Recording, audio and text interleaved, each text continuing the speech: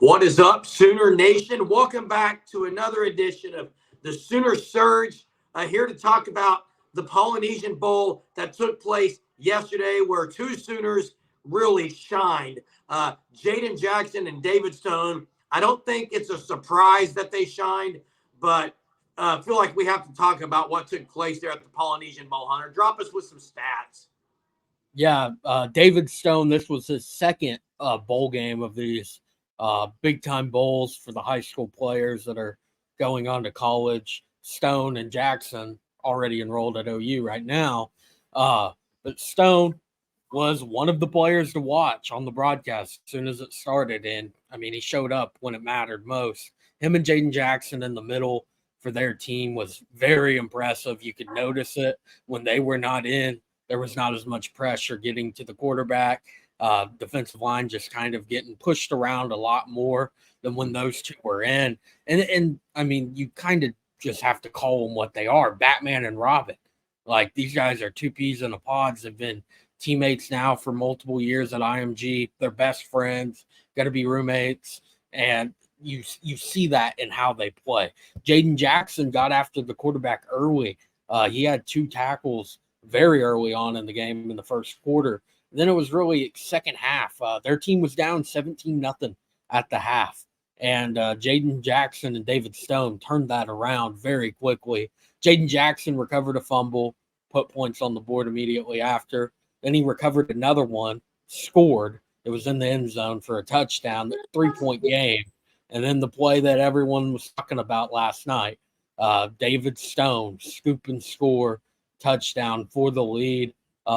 If you guys watched the game, he was saying on there, I mean, at halftime, his thoughts were, not going to lose my first high school game. And since 2022, he hasn't lost in a long time, won a lot at IMG. So big time game for both of them.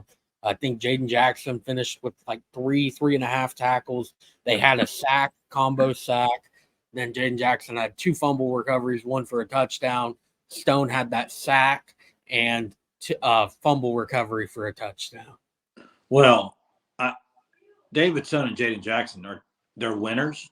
They have been, and you see guys that are highly recruited that they get into some of these games and they don't show out.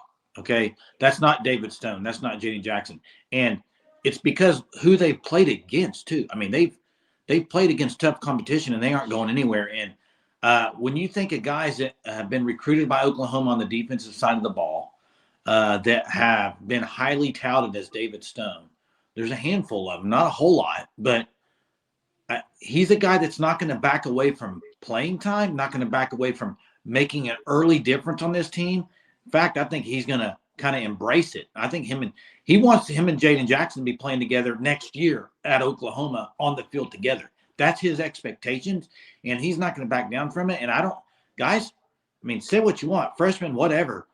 I don't know how you're going to keep David Stone off the field.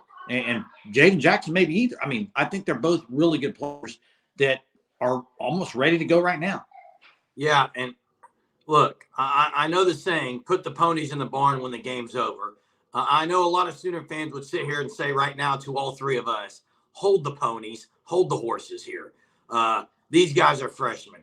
I get it, okay? But when you talk about freshman duo tandems, or even, let's just talk defensive line tandems. The one that stands out is Tommy Harris, Dusty Dvorak. Outside of that, Gerald McCoy was him. Who was alongside him? I'm talking two guys together. Again, it is very early. We get it. We're in January. These guys still should be in high school. They're enrolled at OU, though. They're going to go through the Schmitty-built program. They're going to work hard because that's who they are. I think sky is the limit. And if they live up to the expectation that a lot of Sooner fans, and not just Sooner fans, we can talk recruiting experts, everyone has for them, they will very well be the best in Sooner history. Yeah, David Stone's interesting because when you watch him at these All-American games, at the Under Armour All-American game, for one, most guys, they play in one game and that's about it. If they're doing this all-star type of thing before college, a final high school game. Stone played at the Under Armour All-American game at the beginning of the month, moved into OU, then immediately left to go to Hawaii for the Polynesian Bowl. Like, and you watch him in the practices and the clips you see, he has like that mindset that he is an under-recruited guy with something to prove. And the truth of the matter, he's a consensus 5-star defensive lineman. Every single service has him as a top 20 or higher player in the country, and he's not satisfied with that.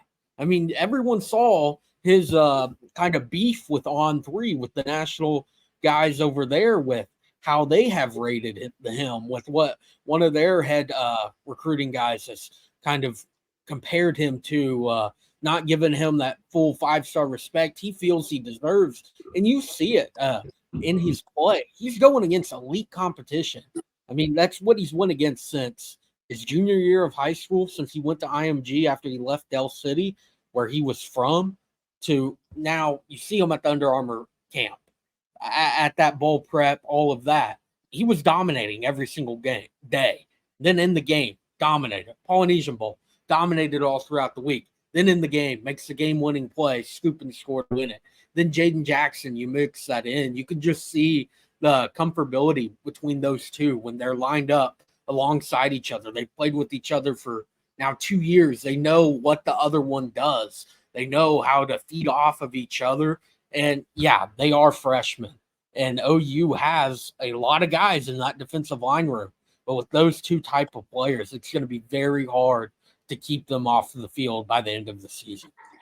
Hunter, inject it all into my veins. All that you've said, all that David Stone is, his attitude, inject it in right now. I'm ready for it. I'm ready for it next season. And that's, to me, kind of what OU's been missing mentality-wise. He's got a mentality of, I'm not satisfied with anything until we're on top, or till he's on top, till we're on top, whatever you want to say. It's his attitude. And if you look at games like Kansas and Oklahoma State, need a killer attitude. And I'm not talking just defense. I'm talking about team-wise, all of it. But that's where it starts, is with guys like that have that type of attitude. And I think this 24 class, I think you have more of them that are built that way than they have been.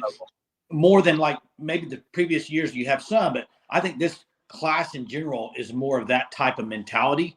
And that's kind of Brent Venables' mentality too. We know that. So maybe 2 years now of getting his guys in there, we're going to see it. And I am ready for it to happen and excited to see David Stone and Jayden Jackson in the fall.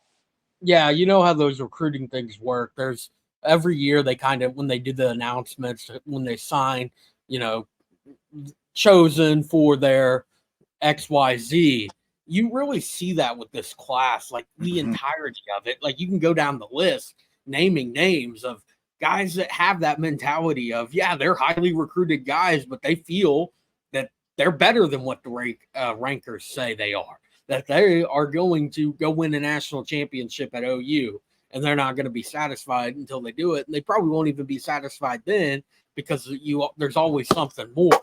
You always have first-round pick in the NFL draft. Like, there's just so many guys in this class with such a high set of goals and discipline that it's hard to not imagine this class turning out to be one of the best OU's ever had. Hey, real quick before you close it, Jeremy, one quick thing.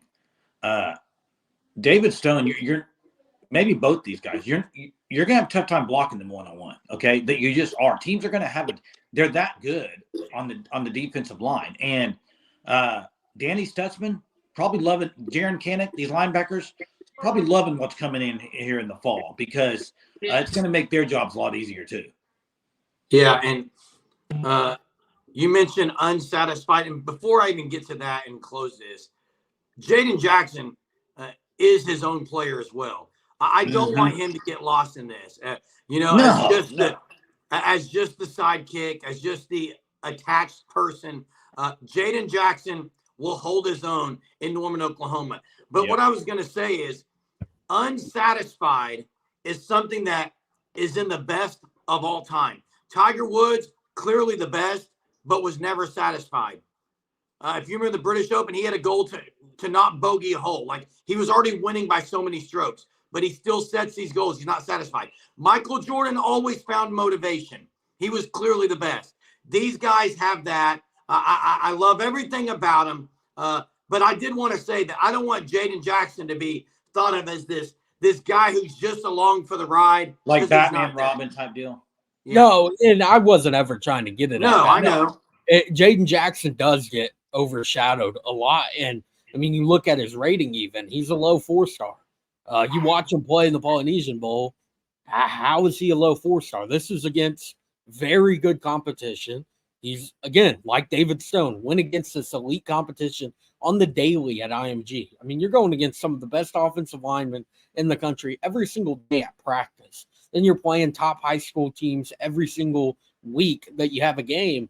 And Jayden Jackson's always, even though they're Stone with him, they go hand in hand, makes plays on his own. And it's going to be a special duo to watch. It's going to be one that I really cannot see a way how they are not getting a significant amount of playing time by the end of the season in 2024.